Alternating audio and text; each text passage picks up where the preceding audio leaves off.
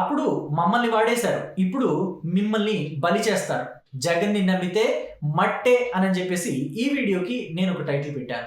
అంటే గతంలో వైఎస్ఆర్ కాంగ్రెస్ పార్టీ అధినేత మాజీ ముఖ్యమంత్రి వైఎస్ జగన్మోహన్ రెడ్డిని నమ్మి మోసపోయిన నేతలు, ఆ పార్టీలో నుంచి బయటకు వచ్చేసిన నేతలు ఇప్పుడు వైసీపీలో జగన్మోహన్ రెడ్డి చేతిలో బలవ్వడానికి రెడీగా ఉన్న మహిళా నేతల్ని ఉద్దేశించి జాగ్రత్త, మేము నమ్మి మోసపోయాం, మీరు బలవద్దు అని చెప్తున్నట్టుగా నేను తమ్నైల్లో కూడా పెట్టాను. మీరు తమ్నైల్లో చూస్తే ఒక కోటంరెడ్డి శ్రీధర్ రెడ్డి, ఒక వాసిరెడ్డి పద్మ, ఓ కొండా సురేఖ, వీళ్ళు ముగ్గురు కూడా ఓ శ్రీరెడ్డికి, ఓ రోజారెడ్డికి, ఓ శ్యామలకి, ఆర్ఎస్ శ్యామలకి మీరు బలవడానికి రెడీగా ఉన్నారు, మిమ్మల్ని బలి చేస్తాడు, జగన్మోహన్ రెడ్డిని నమ్మితే మట్టే మిగులుద్ది అని చెప్పేసి అంటున్నట్టుగా తమ్నైల్లో కూడా పెట్టాను. సో అయితే ఇక్కడ మనం ఫస్ట్ మాట్లాడుకోవాల్సింది కోటంరెడ్డి శ్రీధర్ రెడ్డి గురించి. జగన్మోహన్ రెడ్డికి నమ్మిన బంటులాగా వైసీపీలో పనిచేశారు ఆయన. జగన్మోహన్ రెడ్డి కాంగ్రెస్ పార్టీలో నుంచి బయటకు వచ్చేసి పాదయాత్రలు, ఓదార్పు యాత్రలు చాలా చేశారు కదా. ఆ టైంలో నెల్లూరు జిల్లాలో జగన్మోహన్ రెడ్డి వెంటే ఉండి ఆయన అడుగులో అడుగు వేసి నడిచిన నేత కోటంరెడ్డి శ్రీధర్ రెడ్డి. జై జగన్ అనే నినాదం, జై వైసీపీ అనే నినాదం తప్ప ఆయన నోటికి వేరే మాట తెలియదు అన్నట్టుగా ఆయన మాట్లాడేవారు. వైసీపీ గురించి, జగన్మోహన్ రెడ్డి గురించి ఎవరైనా ఏమైనా మాట్లాడితే పక్కా ఆధారాలతో సహా సబ్జెక్ట్ పరంగానే మాట్లాడుతూ ఉండేవాళ్ళు, కానీ కంప్లీట్గా రిటార్ట్ ఇచ్చేసేవాళ్ళు. ఎక్కడ బూతులు కూడా తిట్టేవాళ్ళు కాదు, మళ్ళీ చాలా నిబద్ధతతోటే మాట్లాడేవాళ్ళు, సరైన రాజకీయాలే చేసేవాళ్ళు. అంటే ఇప్పుడు ఆయన తెలుగుదేశం పార్టీలో ఉన్నాడని కాదు, ఆనాడు కూడా ఏనాడు బూతులు తిట్టిన దాఖలాలు అయితే కోటంరెడ్డి శ్రీధర్ రెడ్డి విషయంలో మనం వెతికినా కానీ దొరకవు. అయితే కోటంరెడ్డి శ్రీధర్ రెడ్డిని 2014లో వైసీపీ నుంచి పోటీ చేయించారు. ఆయన గెలిచాడు నెల్లూరు రూరల్ నియోజకవర్గంలో. పార్టీ అధికారంలోకి రాలేదు కాబట్టి ఆయనకి ఎటువంటి పదవి దక్కలేదు అనుకోవచ్చు. కానీ 2019లో ఆయనకి నెల్లూరు రూరల్ నియోజకవర్గం నుంచి టికెట్ ఇస్తే చక్కగా మంచి మెజారిటీతో గెలిచి అసెంబ్లీలోకి వెళ్ళారు కదా. ఆ టైంలో ఆయనకి జగన్మోహన్ రెడ్డి క్యాబినెట్లో అవకాశం దక్కుతుందనే అంతా అనుకున్నారు, కానీ జగన్మోహన్ రెడ్డి అవకాశం ఇవ్వలేదు. ఆ తర్వాత 2019 నుంచి 2024 మధ్య రెండవ టర్మ్లో కొంతమందికి అవకాశం కల్పించారు జగన్. ఆ టైంలో అయినా అవకాశం కల్పిస్తాడేమో అనుకున్నారు జగన్మోహన్ రెడ్డి. కోటంరెడ్డి శ్రీధర్ రెడ్డికి ఎక్కడ అవకాశం ఇవ్వలేదు జగన్. కానీ అవకాశం ఇవ్వకపోయింది గాక తీవ్రమైన అవమానాలకు గురి చేశాడు జగన్మోహన్ రెడ్డి నన్ను అని కోటంరెడ్డి శ్రీధర్ రెడ్డి ఆవేదనకు గురయ్యారు. తన ఫోన్ని ట్యాప్ చేస్తున్నాడు జగన్మోహన్ రెడ్డి. ట్యాప్ చేసి నేను ఎవరితో మాట్లాడుతున్నాను, ఏం మాట్లాడుతున్నానని వింటున్నారు, దీనికన్నా అవమానం ఇంకేమీ ఉండదు అని చెప్పేసి ఆయన ఆ పార్టీని వదిలేసి బయటకు వచ్చారు. అంటే అనునిత్యం జగన్మోహన్ రెడ్డి కోసం పాటుపడిన నేతని అవమానించి బయటకు గిండేశారు. ఇలాంటి మరో నేత గురించి చెప్పుకోవాలంటే కొండా సురేఖ గురించి.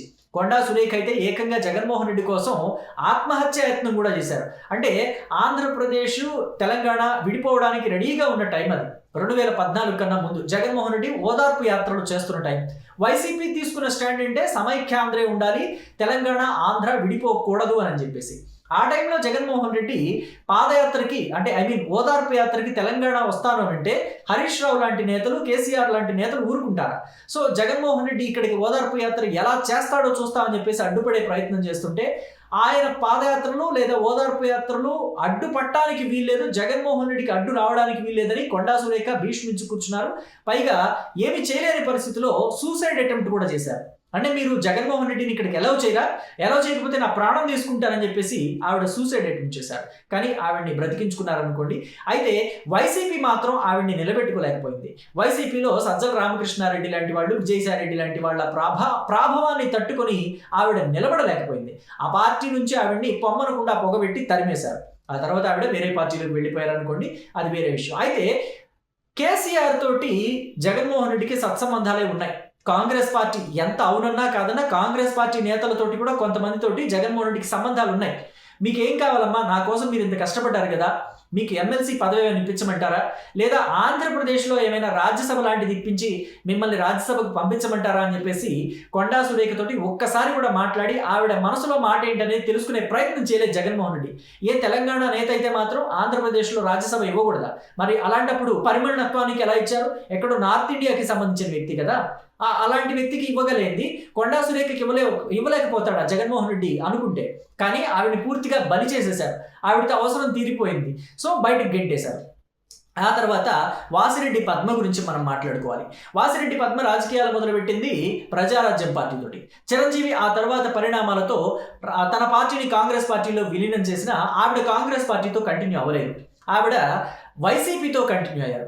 వైసీపీలో జాయిన్ అయ్యి జగన్మోహన్ రెడ్డి అడుగుజాడల్లో నడిచారు. ఇక జగన్మోహన్ రెడ్డి 16 నెలలు జైల్లో ఉన్నాడు కదా, ఆ టైంలో షర్మిల పాదయాత్ర చేశారు.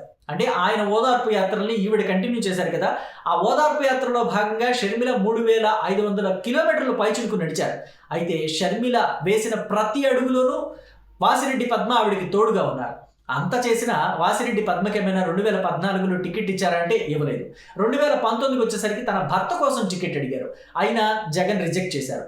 ఇక 2024 ఎన్నికల్లో అయినా టికెట్ ఇస్తారేమో, ఒక్కసారైనా కంటెస్ట్ చేద్దాం అనుకుంటే, తన అదృష్టాన్ని పరీక్షించుకుందామని వాసిరెడ్డి పద్మ అనుకుంటే ఆ టైంలో కూడా ఆవిడికి మొండి చేయి చూపించారు. అయితే 2019 నుంచి 24 మధ్య కొన్ని నెలల పాటు, కొన్ని సంవత్సరాల పాటు ఆవిడ్ని మహిళా కమిషన్ చైర్పర్సన్గా ఉంచారు. అయితే నిజానికి మహిళా కమిషన్ చైర్పర్సన్ పదవి అనేది ఎవరికి ఇస్తారంటే, కొంచెం మాట్లాడలేని వాళ్ళకి, అంటే వాగ్ధాటి తక్కువగా ఉన్న వాళ్ళకి, వాగ్బాణాలు, విమర్శనాస్త్రాలు, రాజకీయ విమర్శలు చేయలేకుండా ఉండే వాళ్ళకి అలాంటి పదవి ఇచ్చి కంటిన్యూ చేస్తారు. కానీ వాసిరెడ్డి పద్మ అలా కాదే. వాసిరెడ్డి పద్మ ఏ సబ్జెక్ట్ ఇచ్చినా కానీ, ఏ అంశం మీద అయినా కానీ అనర్గళంగా మాట్లాడగలిగిన మహిళా నేత. సబ్జెక్ట్ మీద అవగాహన తెచ్చుకుని, కొన్ని వాటి మీద మనకి అవగాహన ఉండకపోవచ్చు, కానీ ప్రిపేర్ అయ్యి అనర్గళంగా మాట్లాడగలిగిన నేత. ఒకానొక సందర్భంలో అసలు చంద్రబాబు నాయుడు మీద కూడా విమర్శలు గుప్పించిన నేత. అసలు ప్రజారాజ్యం పార్టీ గురించి తీసుకుంటే అందులో మహిళా నేతలు చాలా తక్కువ మంది. ఆ తక్కువ మందిలోనే చిరంజీవికి రాజకీయ అంశాల పట్ల మాట్లాడడానికి ఒక వాగ్ధాటి కలిగిన మహిళా నేతగా వాసిరెడ్డి పద్మే కనిపించారు. అలాంటి వాసిరెడ్డి పద్మకి కేవలం ఒక మహిళా కమిషన్ చైర్పర్సన్ పదవి ఇచ్చేసి నోటికి తాళం వేసి కూర్చోబెట్టారు జగన్మోహన్ రెడ్డి. ఆవిడ ఎదుగుదలకి అడ్డుపడ్డారు. అదే వాసిరెడ్డి పద్మ ఆవేదన కూడా. ఆవిడ వైసీపీ 2024లో ఓడిపోయిన తర్వాత ఇక ఈ పార్టీ మునిగిపోయే పార్టీ అని చెప్పేసి, ఎక్కడ అవకాశం లేదు, ఈ పార్టీలో మనకి రాజకీయ భవిష్యత్తు ఉండే అవకాశం లేదు అని అర్థం చేసుకుని, అంటే ఆల్మోస్ట్ జగనే తుంచేశాడు ఆవిడ రాజకీయ జీవితాన్ని మొగ్గదశలోనే. సో ఇక ఇంకేముంది ఈ పార్టీలో కొనసాగి అని చెప్పేసి ఆవిడ బయటకు వచ్చేసారు. అయితే ఇప్పుడు ఇదే పరిస్థితి రోజాకి, ఆర్ఎస్ శ్యామలకి, శ్రీరెడ్డికి కూడా వచ్చే పరిస్థితి ఏర్పడింది. శ్రీరెడ్డి అయితే ఆల్మోస్ట్ ఆవిడ జీవితాన్ని ఏంటి, ఎలా జగన్మోహన్ రెడ్డి నాశనం చేశాడని అర్థం చేసుకుంది. కాబట్టి కొన్ని వీడియోస్లో అసలు మీ వైసీపీ పిల్లలని ఏనాడన్నా నన్ను చెప్పుకున్నారా, మీకోసం నేను బట్టలు చించుకుని తెలుగుదేశం పార్టీ వాళ్ళ మీద, జనసేన పార్టీ వాళ్ళ మీద మాట్లాడాను, వాళ్ళు ఇప్పుడు నన్ను కనిపిస్తే తన్నాలని చూస్తున్నారు, ఆడవాళ్లే కొట్టేలాగా ఉన్నారు అని చెప్పేసి ఆవిడ ఆవేదన వ్యక్తం చేసింది. చివరికి పవన్ కళ్యాణ్కి, నారా లోకేష్కి, చంద్రబాబు నాయుడికి, వంగల్పూడి అనితకి, కొంతమంది మంత్రులకి అందరికీ క్షమాపణలు చెప్పుకుంటూ వీడియోను కూడా రిలీజ్ చేయాల్సిన గతి పట్టింది. ఆ తర్వాత ఏమైనా వైసీపీ వాళ్ళు ఆవిడని హక్కును చేర్చుకున్నారంటే అది లేదు. కేవలం ఆవిడని బూతులు తిట్టడానికి మాత్రమే ఉపయోగించుకుని పక్కన పడేశారు. సో ఇప్పుడు రోజా పరిస్థితి కూడా ఆల్మోస్ట్ అలాగే అయ్యేలా ఉంది. ఆవిడ అయిన దానికి కాని దానికి నేనున్నాను అంటూ పార్టీ పరువు తీస్తుంది, అటు జగన్మోహన్ రెడ్డిని ఇరికించేస్తుంది. ఆవిడని పక్కన పెట్టండి అని చెప్పేసి పార్టీ నేతలే జగన్మోహన్ రెడ్డికి కంప్లైంట్స్ ఇస్తున్నారట. మొన్నటికి మొన్న అటు విజయ్ని సపోర్ట్ చేస్తుంది, ఇటు స్టాలిన్ని సపోర్ట్ చేస్తుంది. జగన్మోహన్ రెడ్డి సపోర్ట్ విజయ్కి ఉంది కాబట్టి విజయ్ గెలిచాడు అన్నది కాసేపు. ఇటువైపు చూస్తే స్టాలిన్ కోసం ఆవిడ వెళ్ళి ప్రచారం కూడా చేసింది తమిళనాడులో. సో ఆవిడ ఎటు స్టాండ్ తీసుకొని మాట్లాడుతుంది, ఏం మాట్లాడుతుంది కూడా అర్థం కాని పరిస్థితిలో ఆవిడ ఉంది. అసలు గాలి భానుప్రకాష్ నాయుడిని టార్గెట్ చేస్తూ జగన్మోహన్ రెడ్డిని టార్గెట్ చేసింది. ఆస్తి కోసం తండ్రిని చంపేశారని చెప్పేసి ఇక్కడ జగన్మోహన్ రెడ్డిని ఇరికించే ప్రయత్నం చేసింది ఆవిడ. అసలు కొన్ని విషయాలని రాజకీయాల్లో ఉన్నప్పుడు మనం మాట్లాడకూడదు. ఎదుటి పార్టీ వాళ్ళ విషయాల్లో కూడా అవి లోటుపాట్లు ఉన్నా ఉండకపోయినా వాటిని మనం ప్రస్తావిస్తే అవి తిరిగి బూమరాంగ్ అయ్యి వచ్చి మన పార్టీకే తగులుతున్నాయి. రోజా ఇప్పుడు ఆపనే చేస్తుంది. రోజా పువ్వు కింద ముళ్ళుంటాయి, శత్రువులు వచ్చి పట్టుకుంటే గుచ్చుకుంటాయి అని చెప్పేసి ఆవిడ మాట్లాడుతుంటారు. కానీ శత్రువులకే కాదు, అయిన వాళ్ళకి కూడా గుచ్చుకుంటారు ఇప్పుడు రోజా ముళ్ళు అని చెప్పేసి వైసీపీ వాళ్ళే సెటైర్లు వేస్తున్నారు. ఇక ఆర్ఎస్ శ్యామల గురించి మాట్లాడుకుంటే ఆవిడ 2024 ఎన్నికల టైంలో వైసీపీ కోసం విపరీతంగా తిరిగి ప్రచారం చేశారు. చెప్పులు అరిగిపోయేలా ప్రచారం చేశారు, మా చెప్పులు అరిగిపోయేలా ప్రచారం చేశారు. కానీ ఆవిడకి సినిమా అవకాశాలన్నీ తగ్గిపోయినాయి. జగన్మోహన్ రెడ్డి దగ్గరికి వెళ్ళి మొరపెట్టుకుంటే ఆవిడని అధికార ప్రతినిధి చేశారు. ఆవిడకి ఒక నెలకి 1 లక్ష 2 లక్షలు శాలరీ కూడా ఇస్తున్నారని అప్పట్లో టాక్ వచ్చింది. అందులో నిజమెంత ఉందో ఆర్ఎస్ శ్యామలే బయట పెట్టాలి. మొత్తం మీద ఆర్ఎస్ శ్యామలకి ఈ మధ్య ఇంపార్టెన్స్ తగ్గిపోయింది. అసలు పార్టీలో నుంచి పొమ్మనకుండా పొగబెడుతున్నారని చెప్పేసి వైసీపీకి అత్యంత సన్నిహితంగా ఉండే ఒక వెబ్సైట్ కూడా ఒక కథనాన్ని వెలువరించింది. అయితే శ్యామల బయటకు వచ్చి నాకు జగన్మోహన్ రెడ్డి ఆశీస్సులు ఉన్నాయి, నన్ను ఎవరు బయటికి పంపించరు, నేను పార్టీని వదిలిపెట్టి వెళ్ళను అని చెప్పేసి ఆవిడ చెప్పినా పార్టీలో నుంచి ఏ ఒక్కరూ బయటకు వచ్చి ఆర్ఎస్ శ్యామల గురించి ఇలాంటి అవాకులు చవాకులు వెబ్సైట్లో రాస్తే మర్యాదగా ఉండదు అని చెప్పి ఒక్కళ్ళు కూడా మాట్లాడిన పాపాను పోలేదు. అంటే పూర్తి స్థాయిలో ఆర్ఎస్ శ్యామలని కూడా వాడేసి అవతల పడేస్తున్నారు. జగన్మోహన్ రెడ్డి ఎవరినైనా సరే ఈ స్థాయిలో వాడి అవతల పడేస్తారు అనడానికి మరో శ్రీరెడ్డి, మరో రోజారెడ్డి, మరో ఆర్ఎస్ శ్యామలారెడ్డి ఒక బెస్ట్ ఎగ్జాంపుల్ అని చెప్పేసి చాలా మంది ఇప్పుడు మాట్లాడుతున్నారు.